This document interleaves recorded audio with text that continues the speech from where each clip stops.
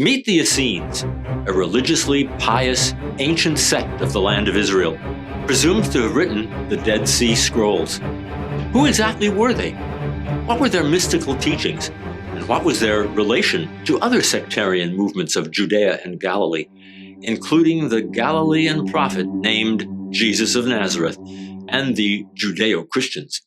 One prominent theory is that the Essenes were related to, or perhaps grew out of, a pietistic movement in the land of Israel known as the Hasidim. Immediately, we think of modern Hasidic Jews in their black coats and black hats with long side curls. Well, the Hasidim can be thought of as their ancient counterparts. But who exactly were these Hasidim? And when do we first encounter them?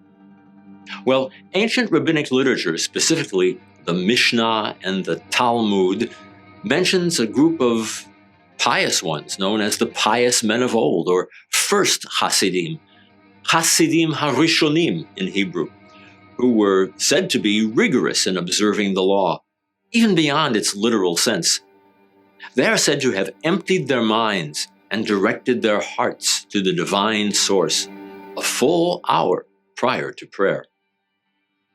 There is a tradition that the early generations of pious men would wait 1 hour in order to reach the solemn frame of mind appropriate for prayer, and then pray so that they would focus their hearts toward their Father in heaven. Standing in prayer is standing before God, and as such, even if the king greets him, he should not respond to him, and even if a snake is wrapped on his heel, he should not interrupt his prayer. Elsewhere, the words of the sages are recorded with regard to waiting before and after prayer. The early generations of pious men would wait 1 hour, pray 1 hour, then wait 1 hour again. This raises the question, since the early pious men would spend 9 hours per day engaged either in prayer or the requisite waiting periods before and after prayer, 3 hours each for the morning, afternoon and evening prayers, how were their scriptures preserved? There was little time remaining to review their studies, and how was their work accomplished? To which we answer, rather because they were exceedingly pious, they merited that their teaching is preserved and their work is blessed.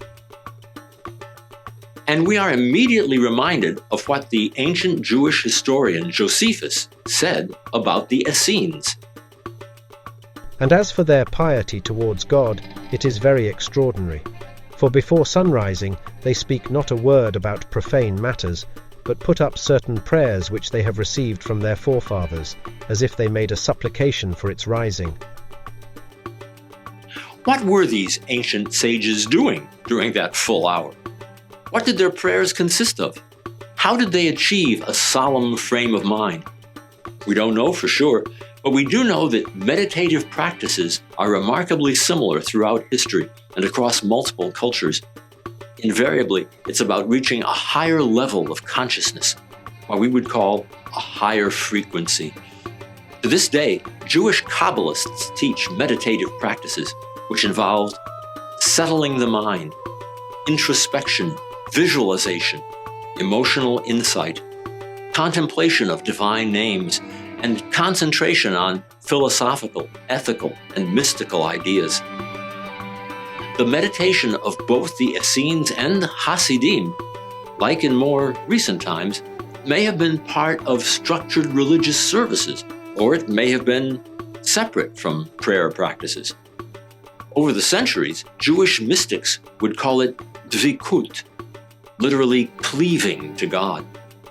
This kind of contemplation would also be called hitbodedut, or self-seclusion. So, were the Essenes an offshoot of the early Hasidim? That's hard to prove, but it's a real possibility. The Hasidim are said to have engaged in other scrupulous conduct as well, attaching fringes to the corners of their garments and consorting with their wives only on Wednesdays in the hope that a child would not be born on the Sabbath. They were so careful not to do harm to others that they would even bury broken glass or thorns at a distance of 3 handbreadths. The Hasidim were also known for having miraculous healing powers. There was, for example, Hanina ben Dosa, who was known for praying over the sick, as Jesus was said to do in the Christian Gospels. He would announce who would live and who would die.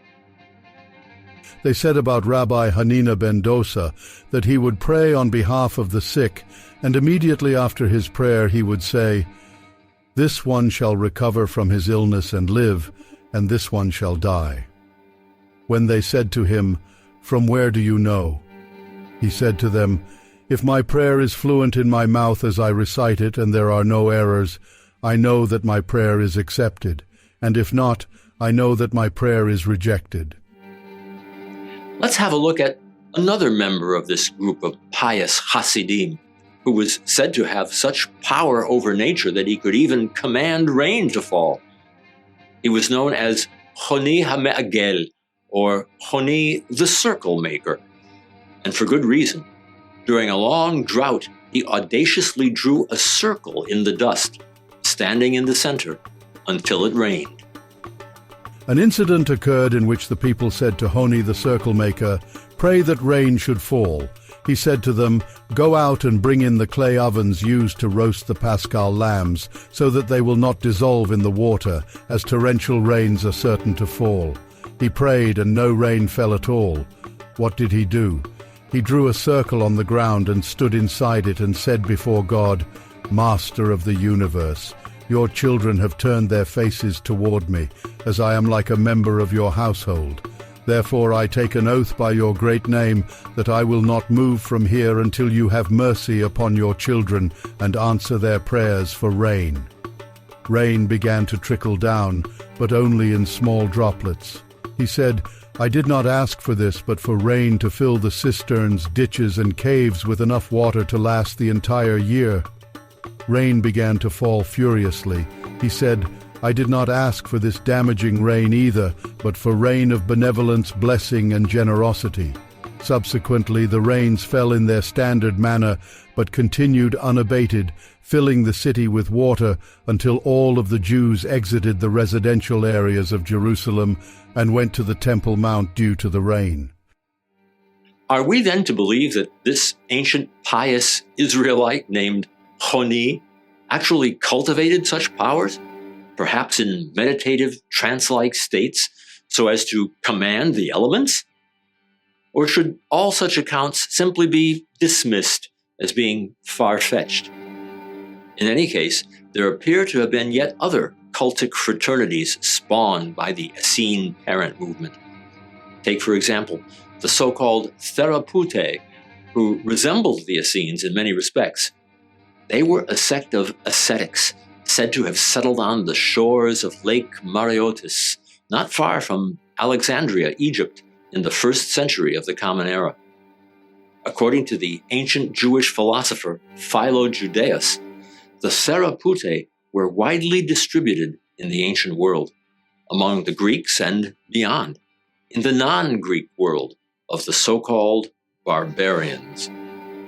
Now this class of persons may be met with in many places, for it was fitting that both Greece and the country of the barbarians should partake of whatever is perfectly good. And there is the greatest number of such men in Egypt, in every one of the districts, or nomes as they are called, and especially around Alexandria. And from all quarters, those who are the best of these Therapeutae proceed on their pilgrimage to some most suitable place, as if it were their country, which is beyond the Mareotic lake.